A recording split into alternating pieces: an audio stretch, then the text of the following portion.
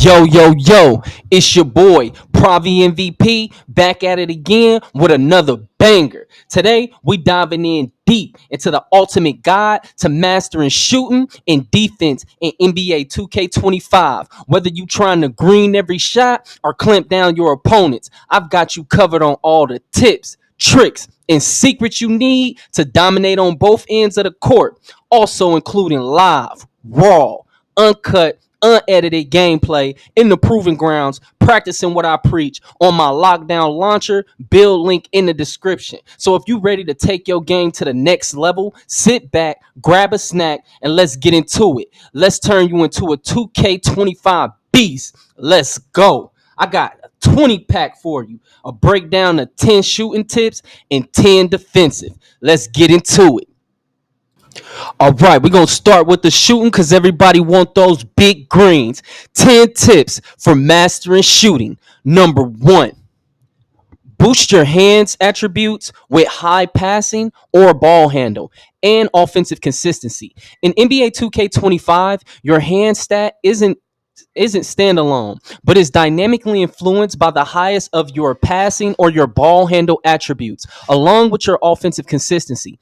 This combines influence, it determines how well you catch, control, and maintain stability in those shooting situations. If you got the high passing, the higher that passing, your hands will benefit in the catch and shoot scenarios, as precise passing skills translate to better ball control when catching, allowing for a fluid and quick shot release. This helps you maintain a rhythm, especially under pressure, without bobbling the ball. It allows for a game six clay play style where you can pass and move, playing cat and mouse with the defenders. When you're heavily pressured, you can make accurate passes, avoiding turnovers, adding an element of confusion to your opponent, not being able to guess what you're going to, are you going to play make, shoot, or a quick give and go relocation shot, or a slip to the basket for a finish from him playing it tight. You know, that's good. If you look at my play style, that's definitely what I be doing. I be telling people I'm like a black Clay Thompson. My player, I definitely be sliding around and slipping around all over the court and passing because I'm more of a blend. My build, which the link is in the bio, it has a blend between passing and ball handling. But high ball handle. If ball handle is the dominant attribute, it supports smoother transitions from dribble moves to spots, reducing the chance of losing control when creating space with step backs, crossovers, or pull ups. This balance keeps your shooting from stable, even off the dribble, enabling a reliable green release. Offensive consistency. This stat directly enhances your hands by making you more dependable under varying game situations. Higher offensive consistency means you're less likely to lose control or composure during the clutch moments, ensuring stable performance even under tight defense or high stake moments, aka RNG. So when the game is on the line, the higher your offensive consistency, that definitely ties into what kind of catch animations you're going to be getting, which is an under the hood stat that you can see if you go into your stat sections in the My Career and you just slide through, you can be able to see those additional attributes.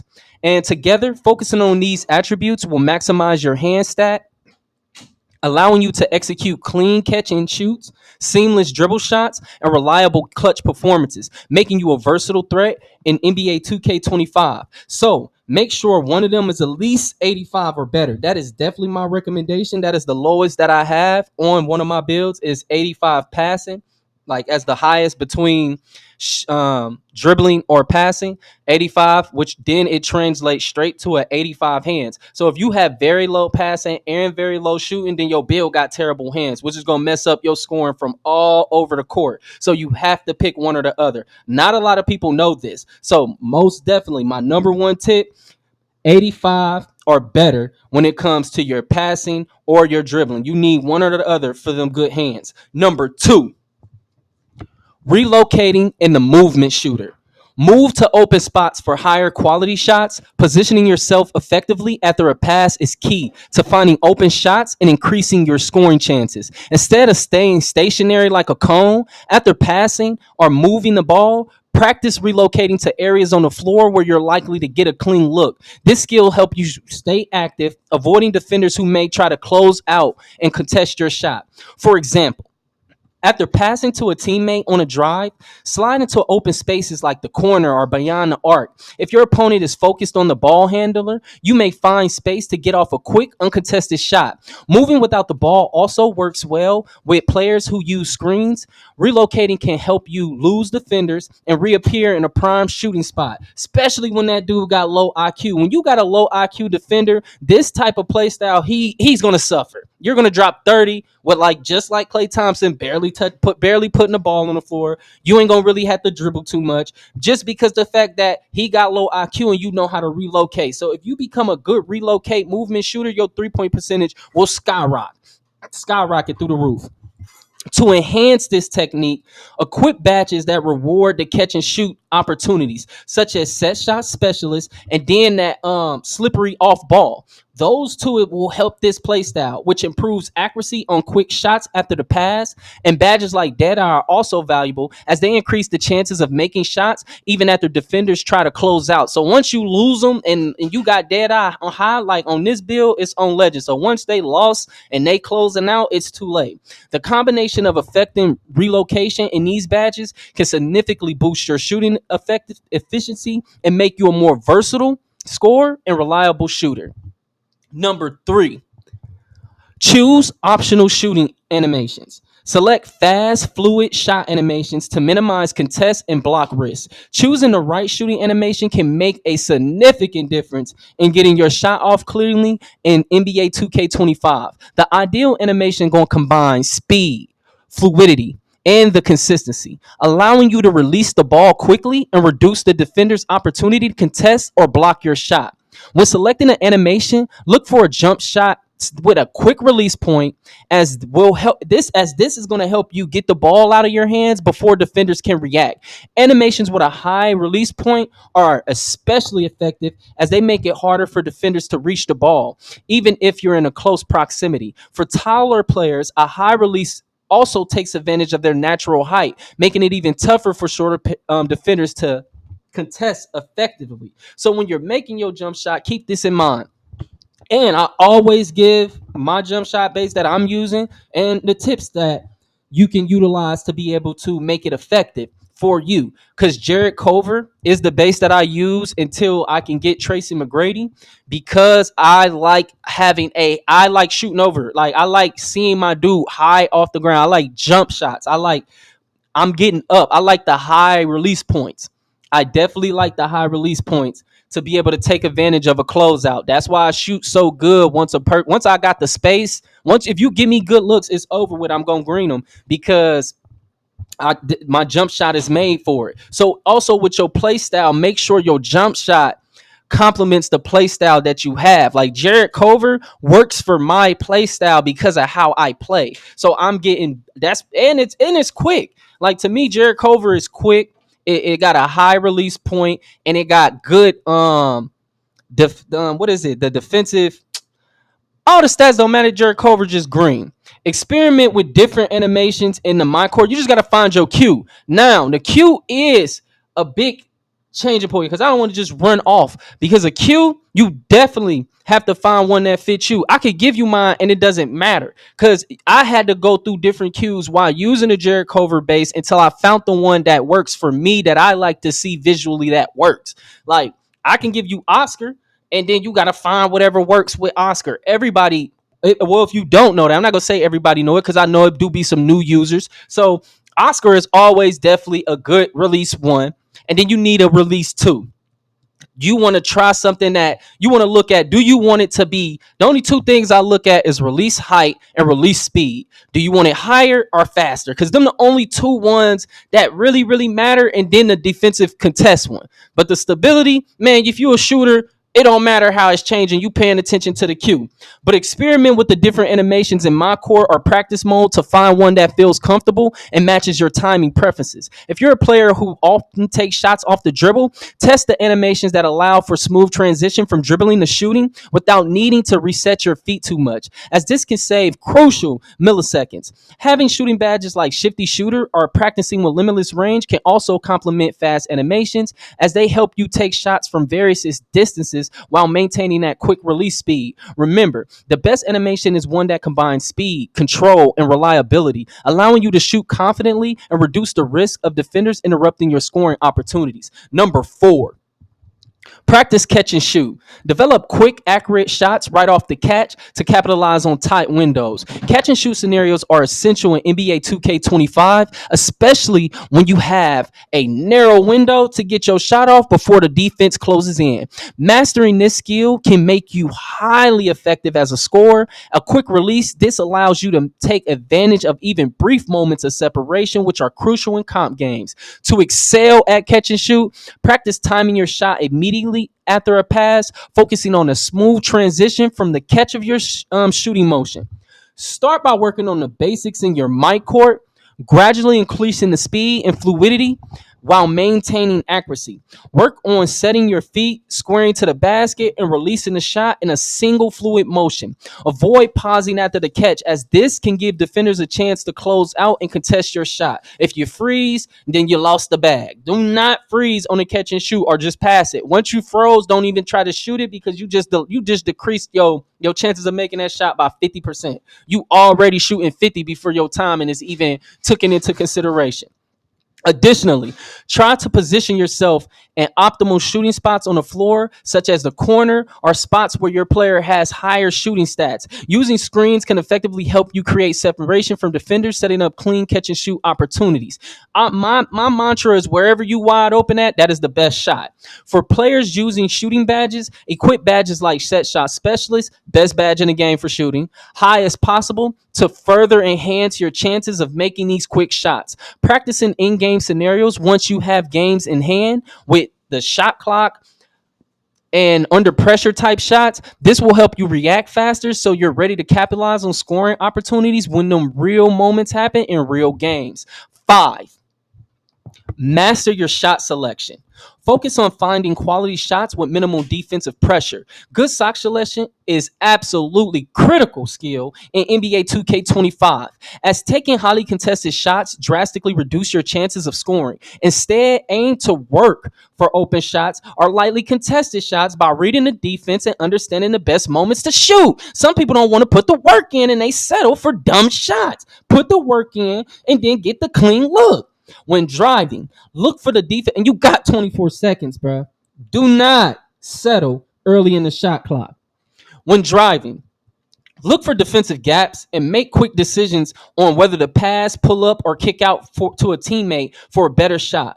If you're a catch and shoot player, practice moving without the ball, using screens, and finding spots on the court where you're less likely to be contested. Knowing the hot spots where your player excels, like the corners or the top of the key, can also increase in this shot percentage. Watch for the defensive tendencies, as defenders who overplay to your side, allowing you to pivot or step into open space. In pick and roll situations, learn to read the defense reaction. If the defenders hedge or switch, use the moment to find an open shot. Lastly, avoid taking low percentage shots like fading, leaning, or off balance attempts unless they're your specialty or necessary in late clock situations. Instead, focus on setting up balanced, high percentage shots to maximize your shooting efficiency and consistently contribute to your team scoring. Number 6, utilize your hot zones and lethal zones.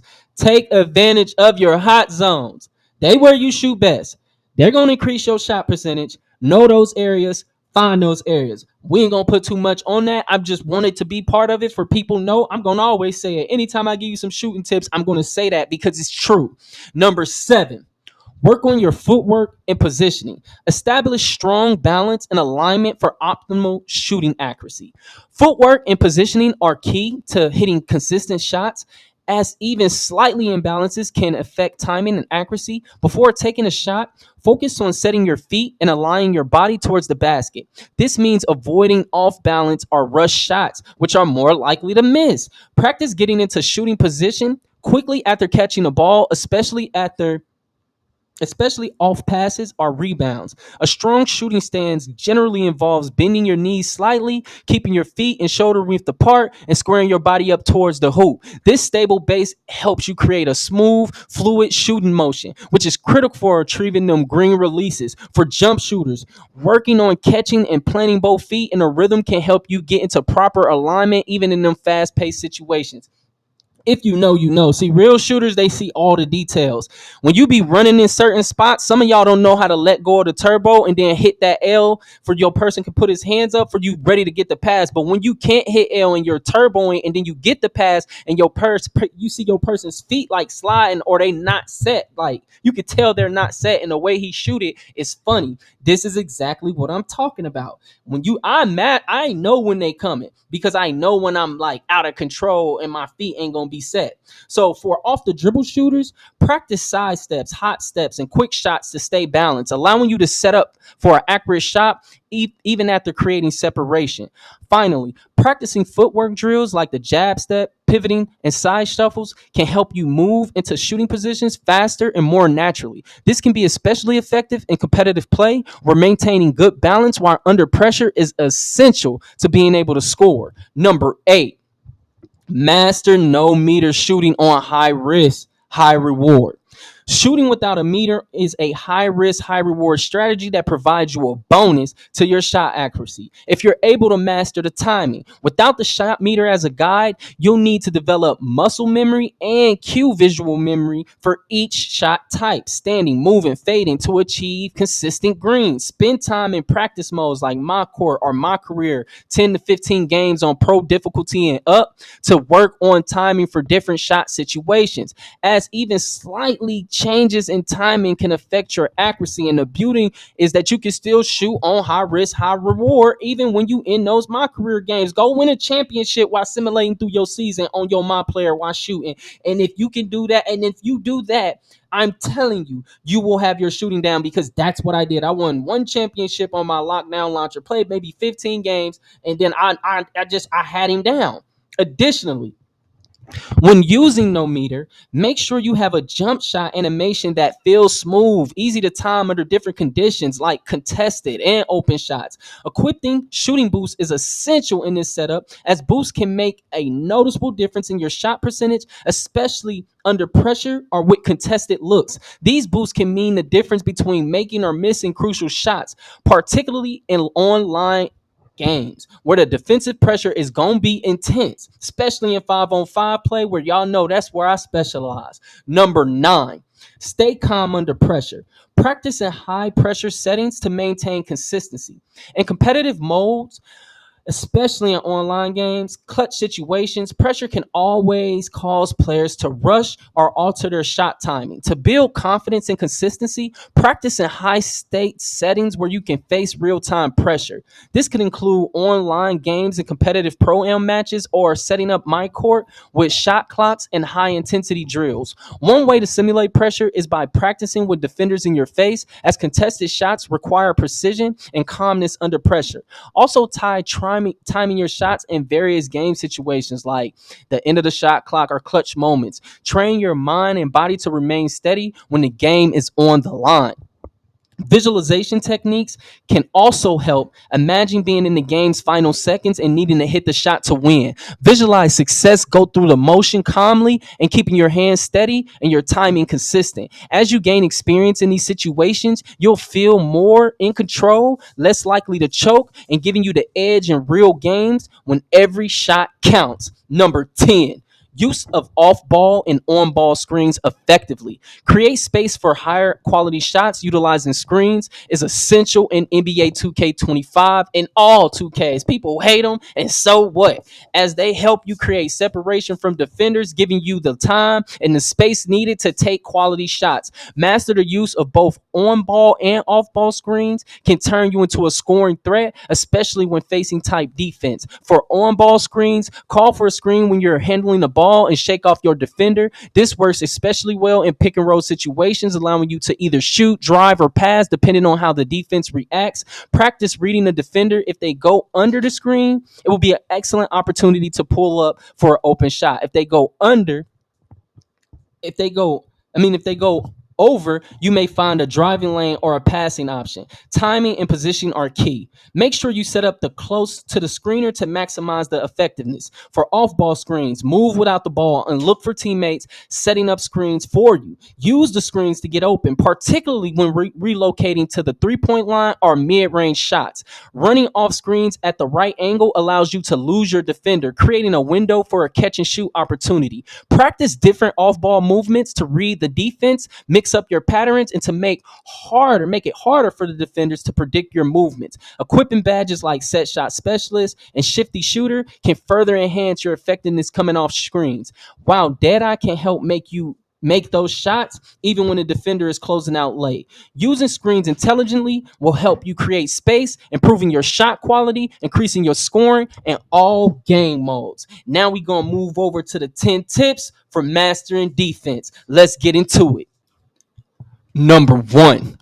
Use intense defense button wisely. Holding the intense defensive button, L2 on PlayStation, LT on Xbox, allows you to stay close and lock onto your opponent, making it harder for them to shake free. However, using it excessively drains your stamina and slows down your lateral movement. To maintain your maximum agility, use this button sparingly, especially when you need quick reactions to counter dribble moves or sudden changes in direction. Number 2. Learn on-ball defense fundamentals. Staying in front of your opponent is key. This requires mastering lateral movement and understanding spacing. Avoid reaching in too much as it can lead to fouls or make you lose position. Instead, focus on mirroring your opponent's movements and anticipating their dribble moves so you can cut off driving lanes and force difficult shots. Number 3. Equip defensive badges. You gotta have those attributes for you to be out there to go and put in a difference, my boy. Badges like on ball menace, interceptor, glove, intimidator, immovable enforcer. They're gonna improve your defensive effectiveness. On ball menace helps you stay in front of ball handlers. Interceptor allows for quicker steals on passing lanes, and then Challenger reduces the chance of opponents making shots when you're nearby. Choose the badges that match your defensive style and opponents you commonly face. And then you got to make those adjustments. Number 4. Utilize defensive settings. Adjusting defensive settings is crucial, especially when facing different types of players. You can tweak settings to apply tighter coverage on shooters or to sag off weaker shooters. Additionally, adjust settings for screens such as going over or under to help you better defend against pick and rolls and minimizing mismatches and open shots. So that's if you playing starting 5 or if you're going against real users. Just understand, if he cannot shoot, play under. If you notice that all he trying to do is rim run, back up to the free throw line and anticipate which way he been trying to run the whole time and take that away and see if he can even shoot the ball. I hate when dudes let a dude rim run him the whole entire game and this dude ain't never even took a shot. That's because you don't know how to take away what he doing. Take something away and see if he can do the other. And if you playing starting 5, you can change those settings as well. You can make them play tight and everything. I had to learn that the hard way. I was playing starting 5. I've been playing a little bit more, but I didn't play a nice amount of games as of recently, but bro, I was getting my head cracked going in at first. Because first of all, you have to have a certain build because there's a bunch of little 5'9s in there, spam drilling, shooting threes, and playing off-ball defense. I had to learn certain builds ain't going to work in there, so I had to make a build just for starting 5. But anyway, 5. Mastering shot contesting. Knowing when and how to contest shots is essential. Use the right stick, put a hand up, or time your jump to contest without fouling. Avoid jumping every time, as savvy opponents may pump fake to draw fouls, like myself. Practicing closeouts and timing will help you become an effective shot contester without compromising your positioning and making somebody else have to come and help for you. Don't be that fucking guy. Don't compromise the defense because you don't know how to actually, stay on your feet and stay within positioning. Some dudes don't even really be aggressive scorers. If you bump them 2 or 3 times, they're going to pass the ball. Y'all just jump the first time soon as he touched it, and then you gave him the lane. Number 6, understanding off-ball defense. Defense is more than just guarding the ball. Stay aware of your surroundings, maintain good spacing, be ready to help on drives or switch when needed. Use your positioning to cut off passing lanes. Anticipate movements of both your direction opponent and the player with the ball to prevent easy scoring opportunities. You're going to see me doing this throughout my gameplays. Number 7, switch defensively when necessary. Switching can prevent mismatches, especially when a teammate is beaten off the dribble. Communicate if playing with others and be quick to react with switching to ensure your teammates aren't left out of possession. Practicing this will allow you to seamlessly cover threats and minimize breakdowns in your team's defense. We wasn't even communicating. When you got high IQ players and high level players, they can just do this stuff, and it's a beauty to happen. Because in this gameplay, we are all randoms playing together. It just happened that they had the same mentality to come in here and get these dubs. You heard? Number 8. Stay active with hands up. Holding your hands up using the right stick up is a smart way to contest shots and passes without jumping, especially after the patch. This stance allows you to block visibly for shooters and disrupt passing lanes without risking fouls, especially under the basket. It's a simple yet effective way to stay aggressive while minimizing unnecessary fouls. Make sure you know when to use this, as it does increase your chances to get blown by. But if that's a weakness in your matchup game, then use your hands up and force him to drive. Most players are not confident enough to shoot when they see a defender with his hands up. Number 9, learn rotational defense. Rotational defense is essential for team-oriented play. If a teammate is forced to help on a drive, you should rotate to cover their man. That's just good ball. Good rotation keeps everyone accounted for and prevents open shots. We don't want to see nobody getting the open shot. Nobody should be able to just get their blick off, man. Practice rotating quickly and understanding when to step in and help without leaving your man wide open. You got to be able to play that cow and mouse game. Make them think. Number 10, play mind games with your opponent. Mixing it up with your defensive approach can throw off your opponent's rhythm. Sometimes pressure tightly, other times play back slightly to bait them to take risky drives or the shot. This unpredictability forces opponents to think twice and can lead to mistakes, turnovers, or rush shots. And then you can capitalize on them. If you found these tips helpful, and they're going to help you build a strong foundation on and off ball defense, making you more versatile and a reliable defender in NBA 2K25, man, hit that like, comment, subscribe. Tell me how you think. And if you got other opinions and tips that you can drop for other people, man, go ahead and drop it in the comment section. Your boy Damo is looking for the hoopers. I'm out here looking for all the people that can really go in. So if you know you can really get buckets, man, comment in the comment section and we can run. It's your boy PraviMVP, and I'm out. Until next time. Peace.